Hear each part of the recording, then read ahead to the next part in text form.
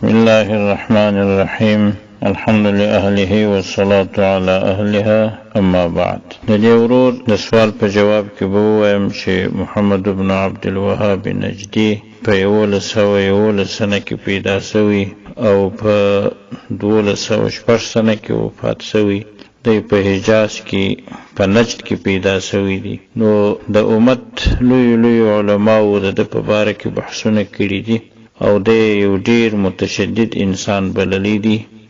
نو ستر عالم خو بیخي نو دغه یو عالم لا هم نو دا یو بے علم او ناپو انسان وو او متشدد انسان وو. د او د پیروانو عقیده دا و چې مسلمانان یوازې دی هر څوک چې د دې درای مخالف وي هغه مشرکین دي. دغه عقیده د دې اوسنی وهابیانو هم د چې د پیروان دي. په همدغه عقیده سره دی د ټول اهل سنت والجماعه او د اهل سنت والجماعه د لوی علماء قتل جائز ګڼلی وو، لکه څنګه چې دا خبره علامه ابن عابدین رحمه الله پر رد المحتار کې کړي. دا عبارت دی: کما وقع فی زماننا فی اتباع محمد ابن عبد الوهاب الذين خرجوا من نجد وتغلبوا على الحرمين وكانوا ينتحلون مذهب الحنابلة لكنهم اعتقدوا أنهم هم المسلمون وأن من خالف اعتقادهم مشركون واستباحوا بذلك قتل أهل السنة وقتل علمائهم. دا علامه ابن عابدین رحمه الله عبارت دی. په پای کې دا توري هم لیکلي: حتى كسر الله تعالى شوكتهم وخرب بلادهم وظفر بهم عساكر المسلمين عام 33 و200 و1000. رد المحتار 3 جلد 309 صفحه. نو دې عبارت کې په صراحت ته الفاظ رااله: وكانوا ينتحلون مذهب الحنابلة. ګوري معنی دا ده چې د حنابلو د مذهب دعوه کول، د حنبلي مذهب دعوه کول محمد ابن عبد الوهاب او د ملګرو خودي حنبلي مذهب نو. علامه ابن عابدین رحمه الله دی د خوارج یو مثال بللی دی، یعنی دی خوارج بللی محمد ابن عبد الوهاب او د ملګری. د دیوبند اکابر سهم د محمد ابن عبد الوهاب په باره کې سوال شوی. هغه هم دغه د علامه ابن عابدین رحمه الله عبارت په جواب کې ویلی. وګوري المهند علی المفند 45 صفحه.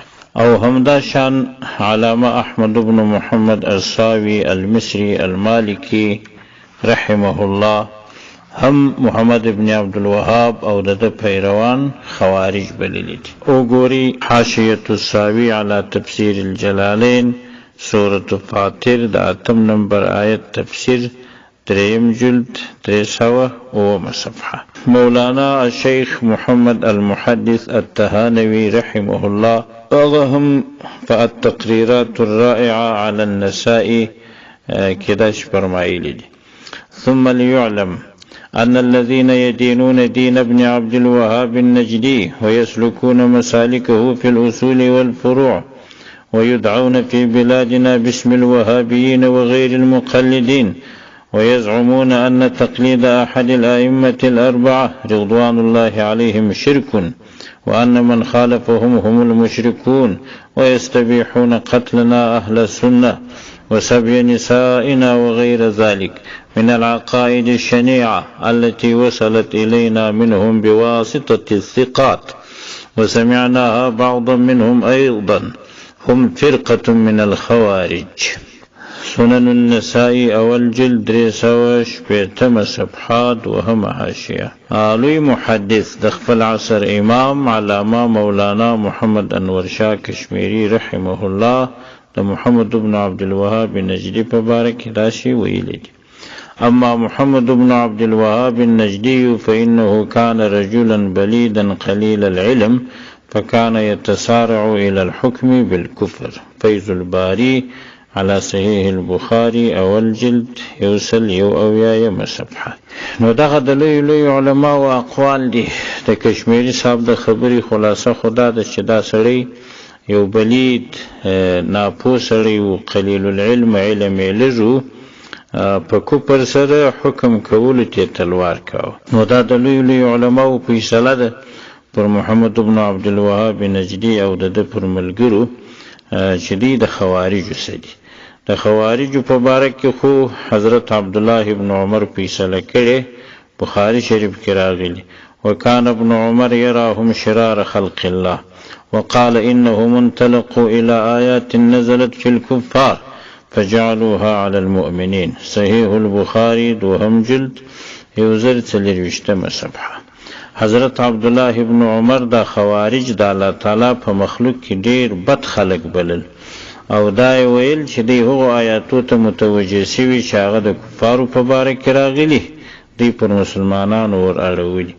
نو خوارج حضرت عبدالله ابن عمر صاحب د خدای په مخلوق کې بد خلق بللی دي. او خوارج هغه خلق دي چې په عراق کې پر حضرت علی رضی الله عنه راووتل او پر هغه د کفر فیصلې کولې. نو هغه چې حضرت علی رضی الله عنه مړ کړل، تر لس کم کسان ځینې وتښتېدل. نو دا د علماو په اتفاق دا سړی د خوارجو سو او د پیروان د خوارجو سدي او د خوارجو حکم خم دادي تاسو واورېدي. نو دا یو بې علم سړی و، ناپوه سړی و، متشدد انسان و. هغه پیروان چې دي په دا اوسنۍ زمانه کې دا خو تر د لا بدتر دي. نو هغه څوک چې د محمد ابن عبد الوهاب نجدي په باره کې د ښه سړي عقیده لري، یا ستر عالم بولي، یا امام بولي، یا د اسلام ستر خادم بولي، نو دا خلق تر ده هم جاهلان دي او دا خلق د وهابیت او سلفیت په مرض ککړ خلق دي. والسلام.